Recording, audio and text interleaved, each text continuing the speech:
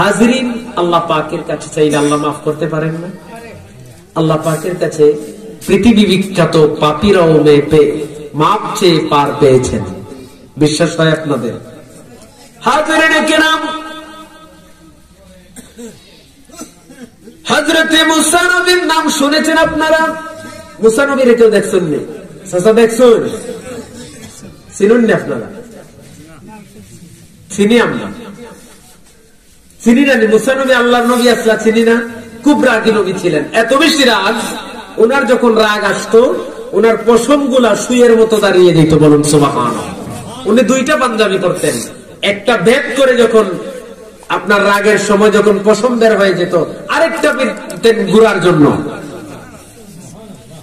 আল্লাহর নবী মুসা আল্লাহকে বলেন, হে রব, আমাকে এত ক্ষমতা দিয়েছেন যেটা আমার পূর্বে অন্যান্য নবীদেরকে দেন নাই। আমি হচ্ছে কালিমুল্লাহ, আপনার সঙ্গে কথা বলতে পারি। এটা হচ্ছে মুসা নবীর স্পেশাল মুজিজা। আল্লাহর নবী মুসা, আল্লাহর নবী মুসা বলছেন, হে আমার রব, আমাকে একটা সুযোগ দেন। একজন মানুষকে চিনার। বলে কাকে? বলে আমি চিনতে চাই আমার উম্মতের মধ্যে সবচেয়ে গুনাহগার কে। কাকে? সবচেয়ে গুনাহগার। আল্লাহ বললেন প্রয়োজন নাই। বলে আল্লাহ দরকার আছে।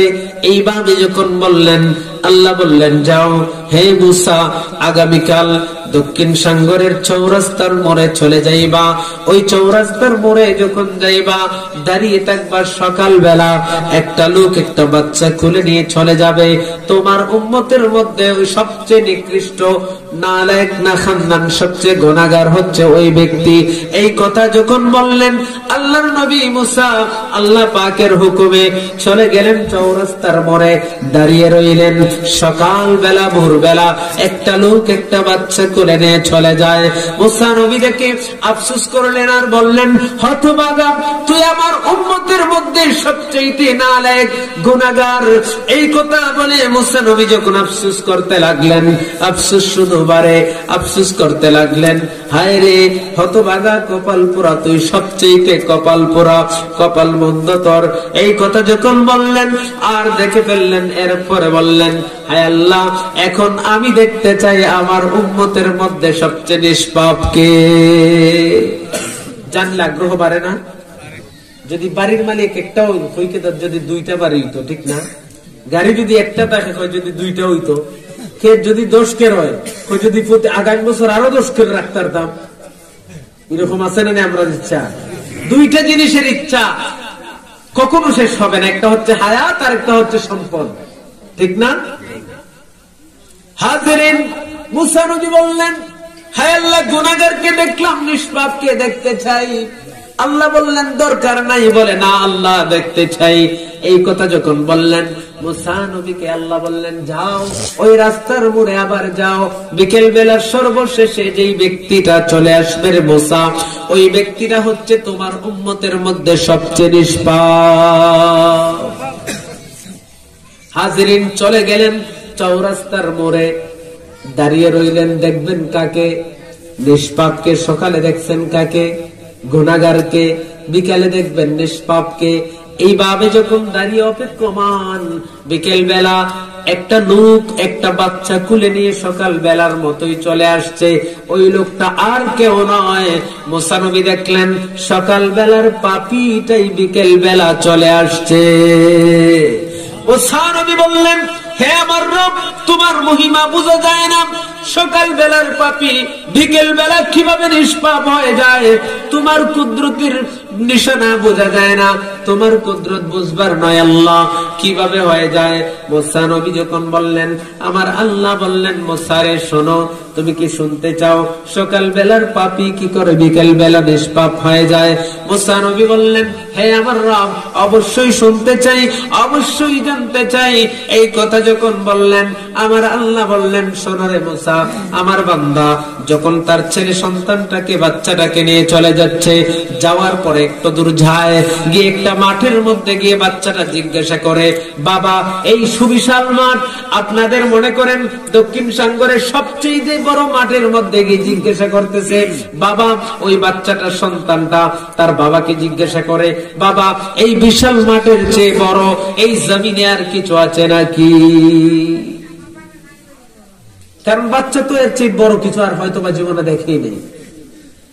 বাবা বলে অবশ্যই আছে বাবা, সামনে চলে যাব একটা জঙ্গলে, ওই পাহাড়টাই হচ্ছে এই মাঠের চেয়ে বড় পাহাড়। এরপরে সন্তান জিজ্ঞাসা করে, বাবা এই পাহাড়ের চেয়ে বড় আর কিছু আছে নাকি? বলে সামনে একটা নদী আছে, ওই পাহাড়ের চাইতে বড়। বলে এই নদীর চেয়ে বড় আর কিছু আছে নাকি? বলে সামনে মহাসমুদ্র আছে, এর চাইতে আরো বিশাল বড়। সন্তানের প্রশ্ন শুধু বাড়ে। বাচ্চারা দেখবেন যখন প্রশ্ন করা শুরু করে দেয়, আপনার বুকে ব্যথা করবে, কিন্তু বাচ্চার প্রশ্নের জবাব দিতে আর শেষ হয় না, ঠিক কিনা বলুন? সে শুধু প্রশ্ন করবেই, কারণ তার ওই রকম বুঝ হইছে না যে বাবার সাথে কিভাবে কথা বলতে হয়। কারণ বাবাও বিরক্ত হয় না সন্তান, কারণ নিজের সন্তান যতই দুষ্টামি করুক, যতই প্রশ্ন করুক, একটা বানাই আপনার উত্তর একটা দিতেই হয়, ঠিক না?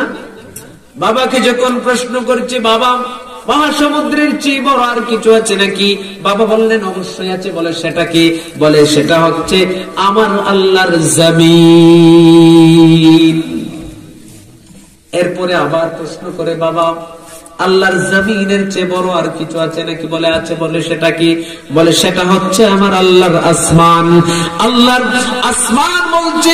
সন্তান বলে, বাবা আল্লাহর আসমানের চেয়ে বড় আর কিছু আছে নাকি? বলে হ্যাঁ আমার সন্তান অবশ্যই আছে। বলে বাবা গো সেটা কি?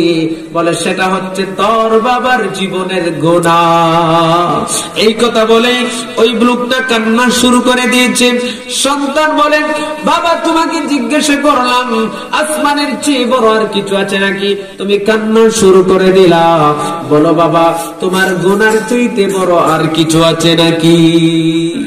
কান্নার পরিমাণ আরো বেড়ে গেছে, আরো বেড়ে গেছে।